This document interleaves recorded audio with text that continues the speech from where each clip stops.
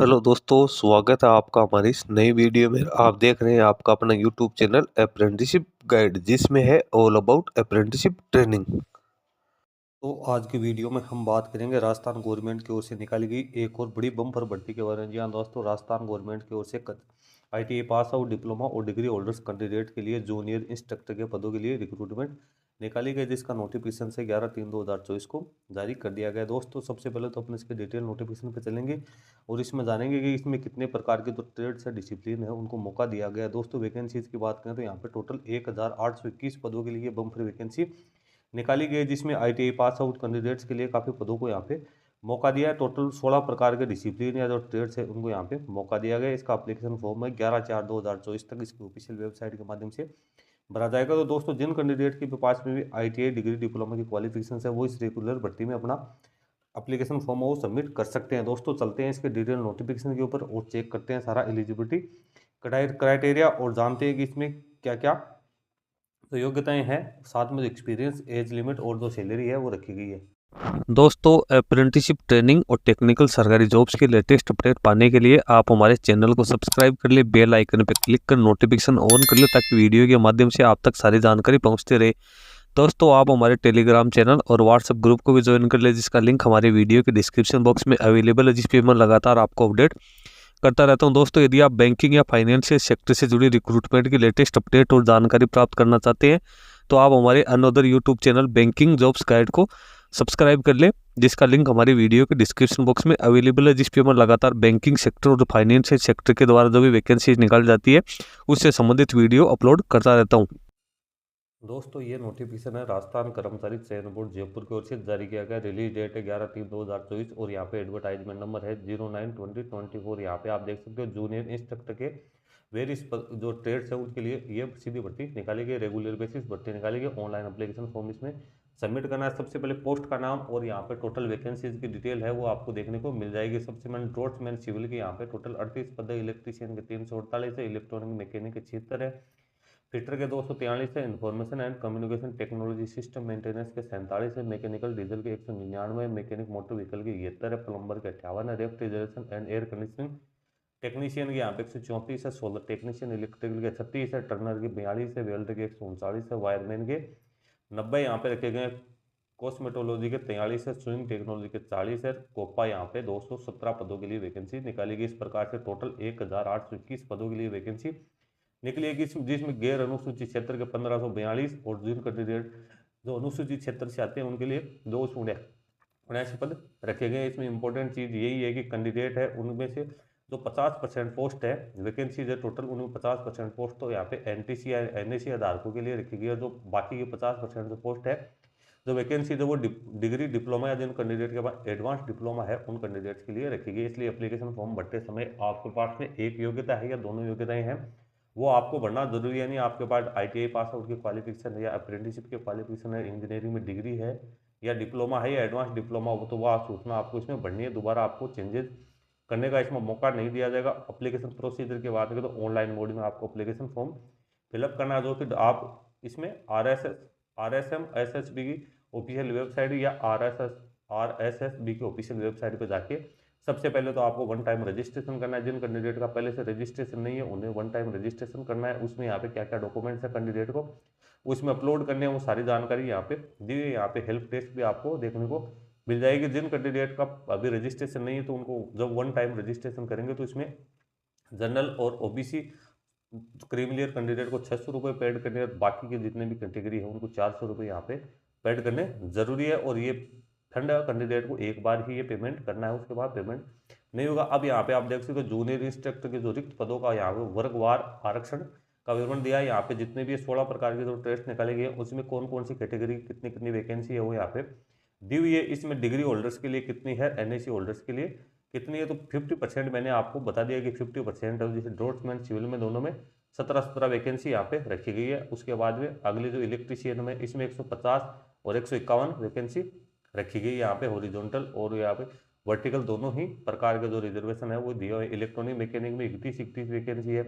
उसके बाद में आगे अपन चलते हैं तो यहाँ पे फिटर की बात करें तो 102 वैकेंसी निकाली गई है। उसके बाद में आगे इंफॉर्मेशन ICTSM की बात करें तो यहाँ पे 20 और 21 वैकेंसी निकाली गई है। मैकेनिकल डीजल के लिए 84 और 85 पदों के लिए वैकेंसी निकाली गई। ये आप चेक कर सकते हो, सभी पोस्ट है उनके अलग अलग यहाँ पे दी है। कुल मिला के इतना ही है कि यहाँ पे 50-50% है वो आपको देखने को मिल जाएगा। कहीं पे एक पोस्ट ज़्यादा हो सकती है जो एनटीसी होल्डर्स के लिए रखी गई है। उसके बाद अपन आगे जो इसकी इंपॉर्टेंट टॉपिक्स है उसके ऊपर चलेंगे, जिसमें अपन बात करेंगे कैंडिडेट को पे स्केल इसमें कितना मिलने वाला है। तो कैंडिडेट की पे स्केल की अपन यहाँ पे बात करते हैं। तो इसमें आप देख सकते हो यहाँ पे रिजर्वेशन, जो कैंडिडेट रिजर्वेशन लेना चाहता है उन कैंडिडेट्स के लिए सबसे बड़ी चीज़ ये है कि उनको अपना कास्ट सर्टिफिकेट है वो प्रोड्यूस करना जरूरी है। और जो खेल कोटे से जो कैंडिडेट एप्लीकेशन फॉर्म सबमिट करना चाहते हैं उनके लिए भी यहाँ पे क्वालिफिकेशंस दी हुई है। उसके बाद जो दिव्यांग जन है, फिजिकल डिसेबल पर्सन है, उनके लिए भी यहाँ पे रिजर्वेशन के लिए गाइडलाइन दी है। पे स्केल की बात करें तो जो भी जूनियर इंस्ट्रक्टर पदों के लिए जिन कैंडिडेट को सिलेक्ट किया जाएगा उन कैंडिडेट को 7th पे कमीशन की लेवल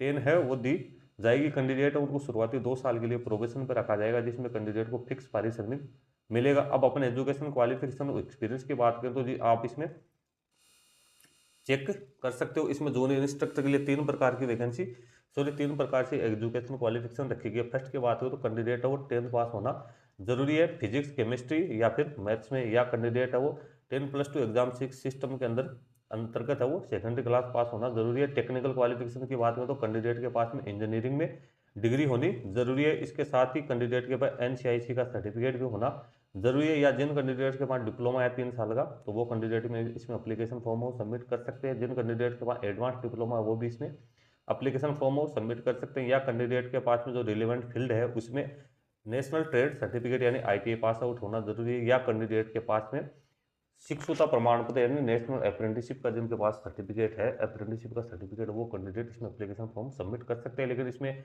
एनसीआईसी के जो प्रमाण पत्र है वो सभी कैंडिडेट्स के पास में होना जरूरी है, भले ही उनके पास डिग्री है या फिर डिप्लोमा है, उन कैंडिडेट के पास होना जरूरी है। यहाँ पर 3 प्रकार की एजुकेशन क्वालिफिकेशन है, मैंने आपको बता दिया। अब एक्सपीरियंस की बात करें तो जिन कैंडिडेट के पास में इंजीनियरिंग में डिग्री है उन कैंडिडेट के पास में 1 साल का एक्सपीरियंस होना जरूरी है। जिन कैंडिडेट के पास में डिप्लोमा या एडवांस डिप्लोमा है उन कैंडिडेट को 2 साल का एक्सपीरियंस होना जरूरी है। और जिन कैंडिडेट के पास एनएसी या एनटीसी का सर्टिफिकेट है उन कैंडिडेट के पास 3 साल का एक्सपीरियंस होना जरूरी है। वही कैंडिडेट इसमें अपना एप्लीकेशन फॉर्म है वो सबमिट कर सकते हैं। उसके बाद में जो गैर अभियांत्रिक ट्रेड है जो कि 14 से 15 तक है, पहले वाले जो ट्रेड्स मैंने 1 से 13 तक बताई है इंजीनियरिंग फील्ड से संबंधित है, जिसमें कैंडिडेट के पास में टेक्निकल क्वालिफिकेशन होनी जरूरी है। अब जो 14 और 15 जो पद इसमें भी कैंडिडेट है 10th पास आउट होने के साथ साथ कैंडिडेट के पास डिग्री डिप्लोमा या एडवांस डिप्लोमा के साथ साथ जो शिक्षुता प्रमाण पत्र या जो एनटीसी का सर्टिफिकेट है वो भी होना जरूरी है। इसमें भी एक्सपीरियंस वही रखा गया है, 1 साल 2 साल और 3 साल का तो कैंडिडेट है। एक्सपीरियंस की बात करें तो ज़्यादातर कैंडिडेट है जिन्होंने काफ़ी समय पहले अप्रेंटिसशिप की है या जिन कैंडिडेट के ने आईटीआई कर रखी है तो उन कैंडिडेट के पास एक्सपीरियंस मिल जाएगा। उसके बाद कोपा के पद की बात करें तो इसमें भी कैंडिडेट है 10th पास आउट होना जरूरी है। इसके बाद जो कंप्यूटर साइंस है उसमें कैंडिडेट के बाद डिग्री डिप्लोमा या एनटीसी या एनईसी का सर्टिफिकेट होना जरूरी है। अब जो मिनिमम जो जो इसमें एसेंशियल क्वालिफिकेशन है तो वो डीजीटी के अधीन किसी भी प्रकार का जो भी रिलेवेंट राष्ट्रीय शिल्प अनुदेशक प्रमाण पत्र एनआईसी होनी जरूरी है, जो कि मैंने आपको पहले ही यहाँ पे बता दी है। अब यहाँ पे आगे अपन इसकी अदर अपडेट्स के ऊपर चलते हैं। तो यहाँ पे एग्जाम है उसकी यहाँ पे प्रक्रियाएं दिखा रखी है। तो नेशनलिटी की बात करें तो इसमें इंडिया का नागरिक है, ऑल इंडिया के कैंडिडेट एप्लीकेशन फॉर्म सबमिट कर सकते हैं। कैंडिडेट है उनकी एज है वो मिनिमम 21 वर्ष होनी जरूरी है 1/1/2025 को, जिसमें एससी एसटी को 5 साल की, ओबीसी को 3 साल की और जो फिजिकल डिसेबल पर्सन है उनको भी यहाँ पे छूट दी जाएगी। यहाँ पे जो राज्य सरकार के नियमानुसार कैंडिडेट को पेंशन दी जाएगी। कैंडिडेट का विवाह पंजीयन होना जरूरी है, उससे संबंधित डॉक्यूमेंट्स है कैंडिडेट को यहाँ पे अटैच करने। परीक्षा का आयोजन की बात करें तो यहाँ पे कंप्यूटर बेस्ड सीबीटी टेस्ट या फिर जो टेबलेट आधारित परीक्षा या ऑफलाइन ओमार बेस्ड यहाँ पे एग्जाम हो सकती है।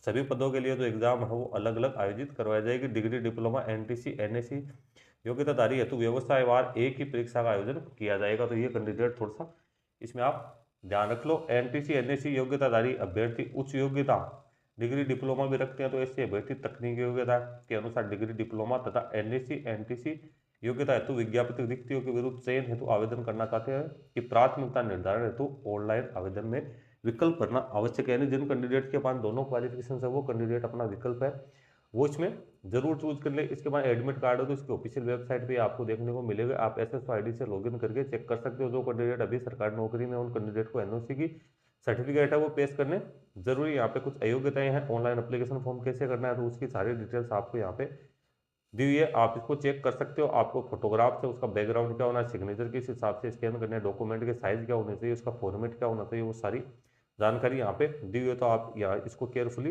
एक बार रीड कर लें, ताकि कैंडिडेट्स है उनके फिर अप्लीकेशन फॉर्म हो सबमिट करने में कोई समस्या नहीं आए। उसके बाद में नीचे अपन चलते हैं, तो कैंडिडेट है वो गलत सूचना किसी भी हालत में नहीं भरे। यहाँ पे अब इसका सब्जेक्ट यहाँ पे दिया है, तो यहाँ पे जो कैंडिडेट के पास क्वेश्चन आएंगे, तो बोर्ड द्वारा आयोजित की जाने वाली सभी वस्तुनिष्ठ परीक्षाओं में किसी प्रश्न का उत्तर नहीं दिए जाने के संबंध में अभ्यर्थी से पुष्टि करवाई जानी है, तो ओमार उत्तर पत्रक में 5वां विकल्प के संबंध में निम्नलिखित विशेष निर्देश लागू किए जाते हैं। यानी यहाँ पे आपको 5 विकल्प देखने को मिल जाएगा। प्रत्येक प्रश्न के 5 विकल्प ए बी सी डी अंकित रहेंगे। उनमें से अभ्यर्थी को केवल एक विकल्प को नीले बॉल पेन से गहरा गोल उत्तर पुस्तिका में सही उत्तर दर्शाने हेतु करना होगा। यहाँ पे कैंडिडेट को 5 ऑप्शन दिए हैं, कैंडिडेट को ऑप्शन भरना जरूरी है, एक ऑप्शन भरना जरूरी है। उसके बाद यदि कोई कैंडिडेट किसी क्वेश्चन को हल नहीं करता है, तो 5वां जो विकल्प है ई दिया हुआ है वो कैंडिडेट को भरना है। यहाँ पे नेगेटिव मार्किंग देखने को मिल जाएगी, यानी यहाँ पे 1/3 अंक है वो काटे जाएंगे। यदि कोई कैंडिडेट 500 विकल्प में से कोई भी नहीं भरता है, तो उसके 1/3 में जो मार्क्स है वो यहाँ पे काटे जाएंगे। बोर्ड की वेबसाइट की बात करें, तो यहाँ पे बोर्ड की 2 वेबसाइट दी है, www.rsmssb.rajasthan.gov.in या www.rssb.rajasthan.gov.in के ऊपर आपको सारी जो इसकी डिटेल्स है वो देखने को मिल जाएगी। तो दोस्तों, जिन कैंडिडेट्स के पास भी ITI डिग्री डिप्लोमा प्लस में एक्सपीरियंस हो, तो कैंडिडेट इस प्रकार की वैकेंसी में जरूर अपना एप्लीकेशन फॉर्म सबमिट करें। इसका लिंक आपको हमारी वीडियो के डिस्क्रिप्शन बॉक्स में मिल जाएगा, जहाँ से आप इसको डाउनलोड करके केयरफुली रीड कर लो, क्योंकि ये राजस्थान गवर्नमेंट की परमानेंट रिक्रूटमेंट और वैकेंसी भी यहाँ पे बड़ी संख्या में निकाली गई है। तो सारे कैंडिडेट्स हैं जिनके पास रिलेवेंट क्वालिफिकेशन, तो वो कैंडिडेट इसकी तैयारी जरूर करें। दोस्तों, इसके डिटेल सिलेबस के बारे में एक सेपरेट वीडियो बनाऊंगा, यदि आपकी डिमांड रहेगी तो उसके ऊपर अलग से अपन डिस्कस करेंगे कि इसमें जो डिटेल सिलेबस में क्या क्या आपको टॉपिक्स हैं वो कवर करने जरूरी है। तो दोस्तों, इस वीडियो में इतना ही। वीडियो अच्छा लगे लाइक शेयर करना, कोई क्वेरी हो कमेंट करके बताना। धन्यवाद।